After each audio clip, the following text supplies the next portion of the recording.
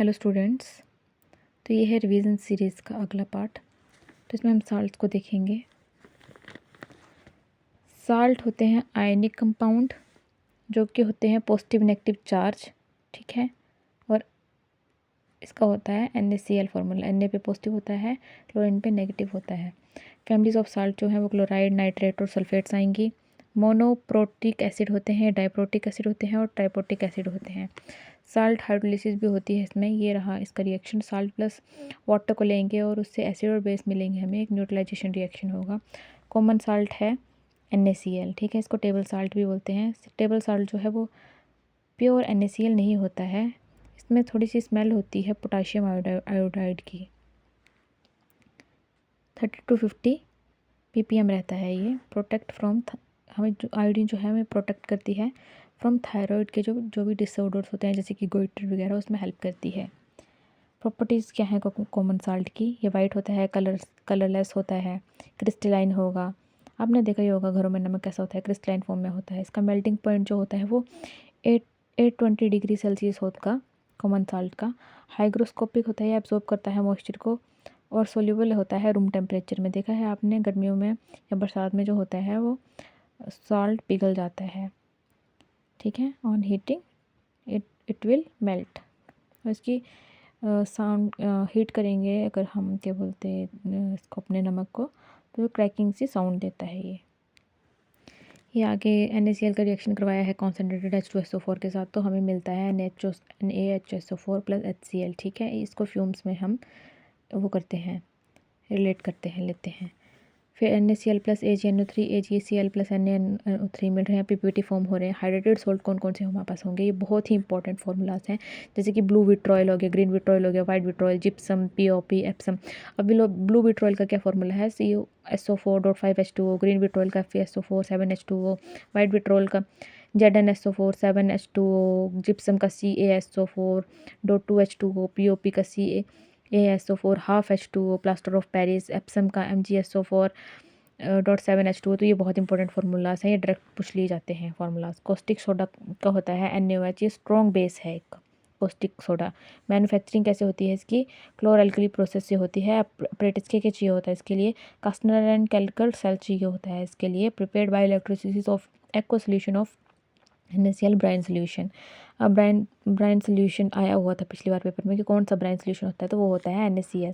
तो ये NaCl का रिएक्शन है 2H2O के साथ, इसकी इलेक्ट्रोलिसिस की और हमें NaOH प्लस Cl2 और H2 मिली। ये दोनों गैसेस हैं।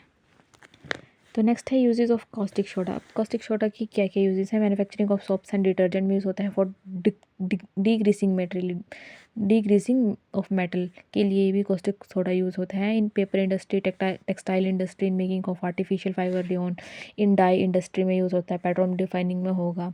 फॉर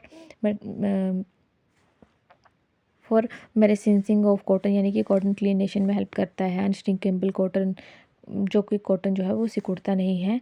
लैब रिएजेंट में यूज़ होता है as a reagent. Bleaching powder का फॉर्मूला होता है CaOCl2, यानी कि कैल्शियम ऑक्सी क्लोराइड बोलते हैं इसको, ब्लीचिंग पाउडर को। मैन्युफैक्चरिंग हो के लिए ये रिएक्शन है।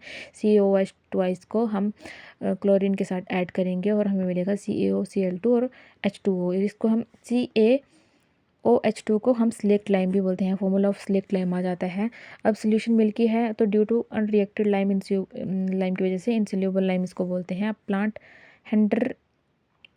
हेंस्टेबर प्लांट में यूज़ होता है, ये प्रोसेस है। एक प्रॉपर्टीज़ पढ़ेंगे हम ब्लीचिंग पाउडर की।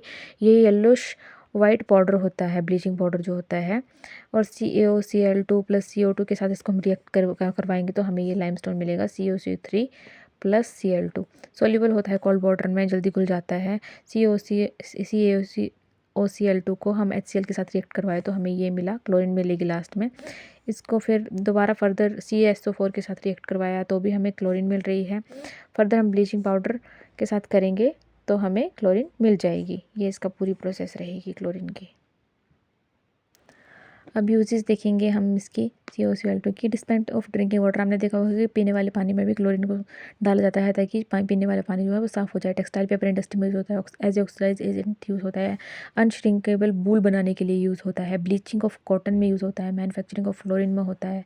बेकिंग सोडा से हमें सोडियम हाइड्रोजन कार्बोनेट मिलती है, ये इसका फॉर्मूला है। Main constant of baking powder क्या है? मैन्युफैक्चरिंग प्रोसेस सोलवी प्रोसेस को बोलते हैं, अमोनियम सोडा प्रोसेस होती है ये।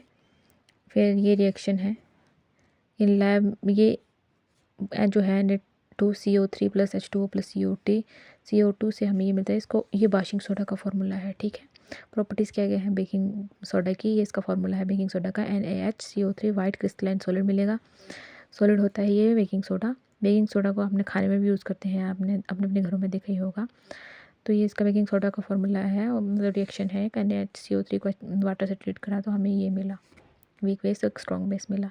NaHCO3 एसिड के साथ किया तो हमें NaCl + H2O और कार्बन डाइऑक्साइड मिली। यूजेस क्या क्या हैं? एज ए एंटासिड, बेकरीज में, फायर एक्सटिंग्विशर में, ये सब यूज़ होता है। अब करें इसकी पीएच की बात। उसकी पीएच होती है 0.02 mole of HCl in 2 litre of HCl। तो दिस इज़ ऑल। अगला हम नेक्स्ट वीडियो में कवर अप करेंगे। तब के लिए वीडियो को लाइक कर दीजिए, चैनल को सब्सक्राइब कर दीजिए। Thank you so much.